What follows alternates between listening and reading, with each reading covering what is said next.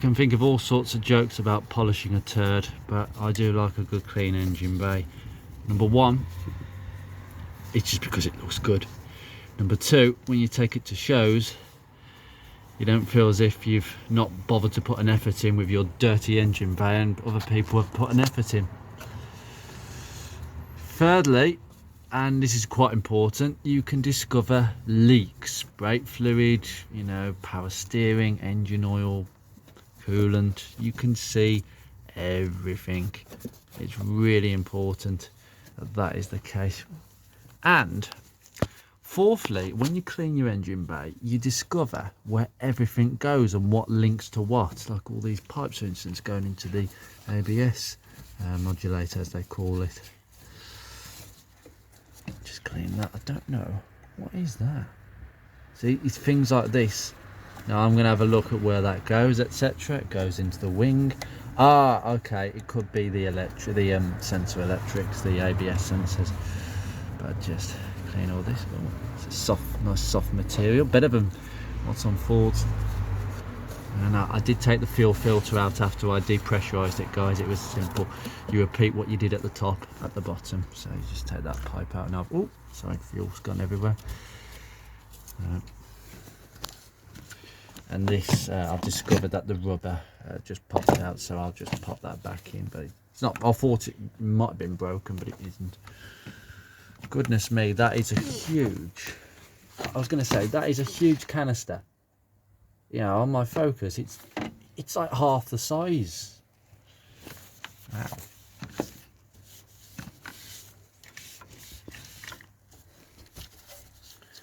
This is a good clean. Draining the gearbox fluid soon. And all the electrics here. Goodness me, I've got to remember where all this goes and how it links up. All it takes is to put one wire back in wrong, and then suddenly you're taking about 20 million things off the car. It's coming up really nicely. Anybody who's watched a couple of my early P6 videos, I should have done more, but this was pre-YouTube, before YouTube became a thing. I did put some videos up, but there weren't many. But I wish I'd have done more, because I'd have another P6 tomorrow. Unfortunately, because of this car, I can't afford one.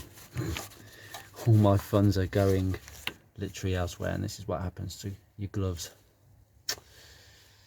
There's no point in wearing gloves. You might as well just wear fingerless, normal fingerless gloves. I am spreading muck everywhere, so I'll go over and wring this out.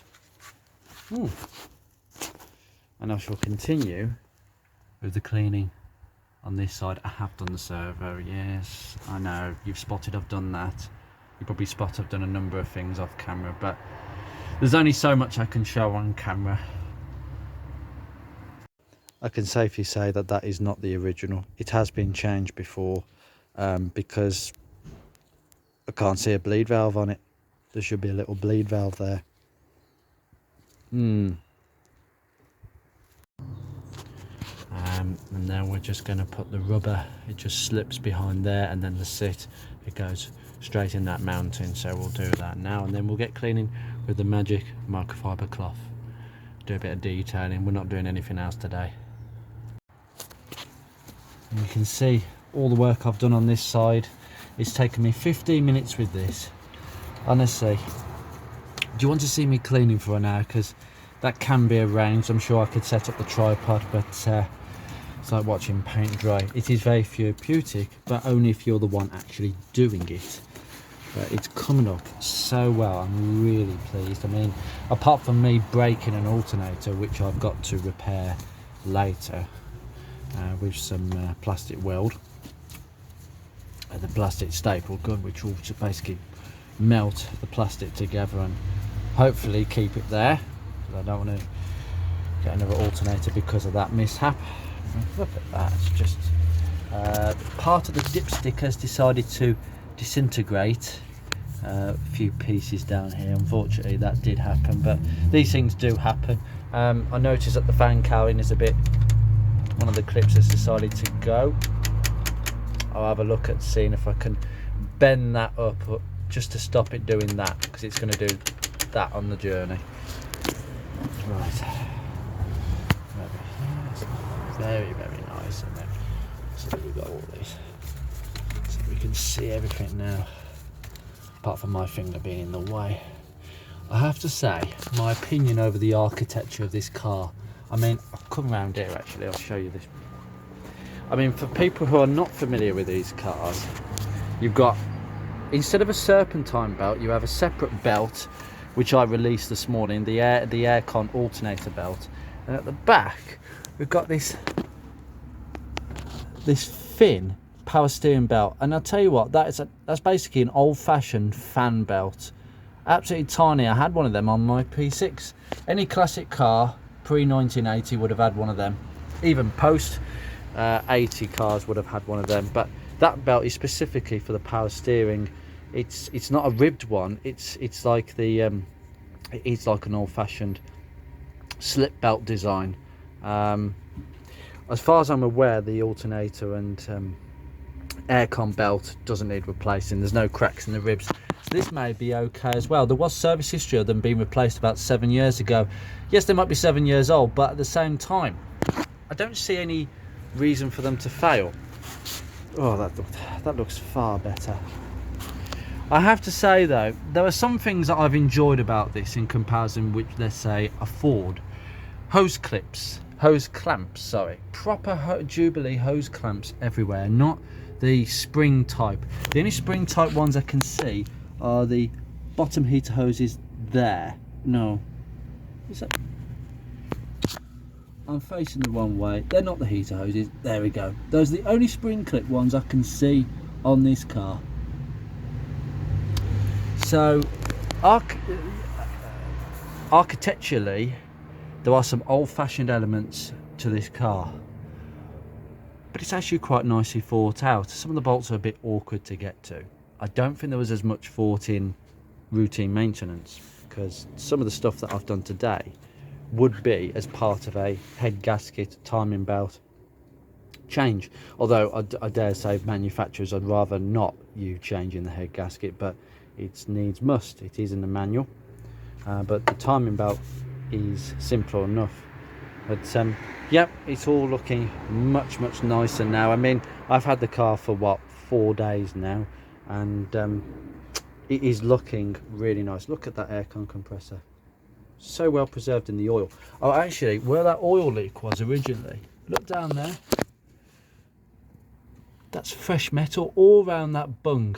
I think that's the breather for the gearbox, I could be wrong, but it's all clean metal underneath. It's just the oil has preserved it, but it all looks really clean and relatively dry, which is really good. So I'm just going to carry on really.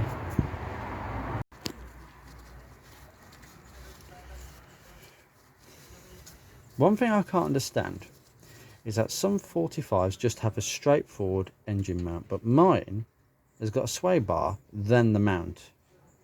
I don't understand what the purpose in this sway bar is. Did they fit them only to the 1.8s by any chance? Because of the high torque? There's a reason for it, just didn't know anywhere. This is looking really nice now. The wiring is now no longer looking like it's I can see everything now, which makes it's going to make it easy for me in the long term. Gearbox is nice as well. I've just given a bit of white spirit a come back around here actually. These are all my gubbins today.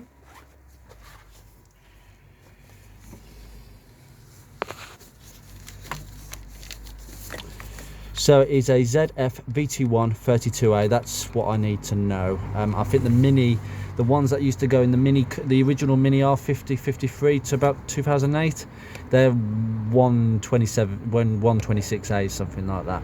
But that's nice to know. But the thing is, parts of these are really difficult because the company ZF sold out to another company, and basically there's no tooling to make new parts. So it was all good that I didn't notice any rattles from the actual torsion damper, the flywheel, so the torsion damper as such, because they can rattle and their springs can crack, but I didn't hear anything in any gears, neutral, park, drive, so I'm hoping that remains the same.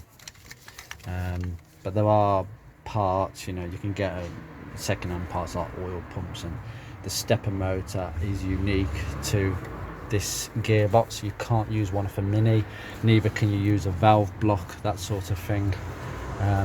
I am going to actually take some of these connectors off and just put some contact clean on every single one of these, because this is half the problem. Oh, and as I said before, the wiring for the stepper motor is somewhere down there for the gearbox. I'm going to clean that up because that can cause problems. And the speedo wiring down there as well, so I will look to be doing that. Excellent. It's all looking really nice, and I'm surprised how quick it's taken me to do it. Good.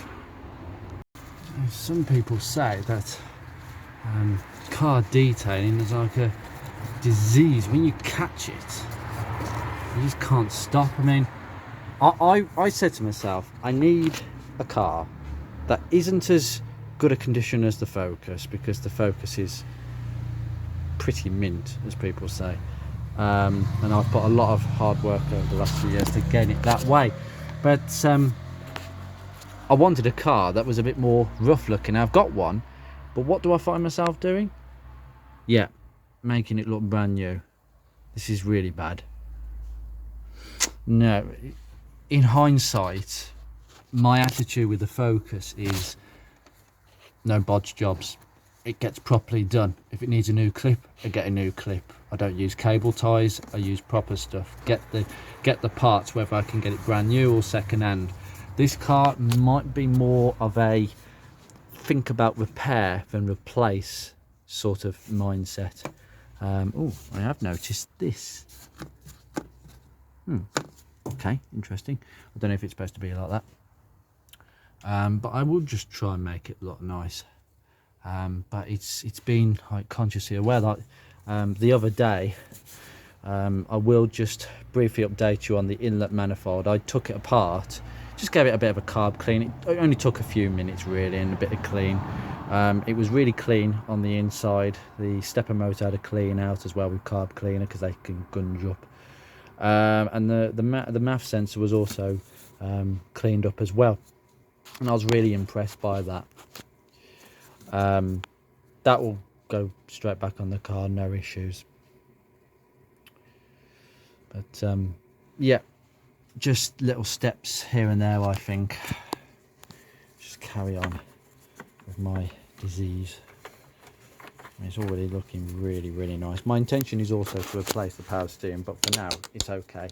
I'm not going to replace it before the MOT. It is quite dirty ATF fluid. It looks dirty, but it's probably actually very good. The power steering was quite light. I think my first impression on the steering on this car is that it somewhat lacks a little bit of feel, but that's not a problem. I think the idea with these cars is that you really have minimal effort whatsoever. Right, I think we are done for today, and I'm going to finish there before it gets a bit out of hand. I might start going underneath the car and painting it. No, that's not happening. I'm not doing the old, you know, oh, that needs there's a bit of surface rust here, better sand that down and then paint it satin black. Like this tray, if that was in the Focus, I'd have sanded that back and sprayed it up. I'm not doing that this time. I would like to just keep a little bit of originality, because sometimes I feel that I go too far in my cars. The P6, I think there's an awful lot of things I did to that car, and I thought I should have just left it, because, you know, the odds, there's a point where a car needs something to be done. Like the scuttle panel used to rust on the Focus, and I had to satin black that, and it looks nicer now. But a few scabs in there, not a problem, but there's a point where you need to do it because it looks awful. But I think with the P6 I went too far, way too far, and you've got to know when to stop. And this is the car but I'm going to learn when to stop. It will, if something's broken, it gets replaced. I might have to go second hand. I could go brand new if it's available, but we're going to be very conscious about what we can keep and what we can't. Right, I shall leave it there. Right, I'm going to leave this here. The next episode will be of me dropping the transmission pan. We're going to take all the bolts off and drop the fluid. That has to be done anyway, so till next time.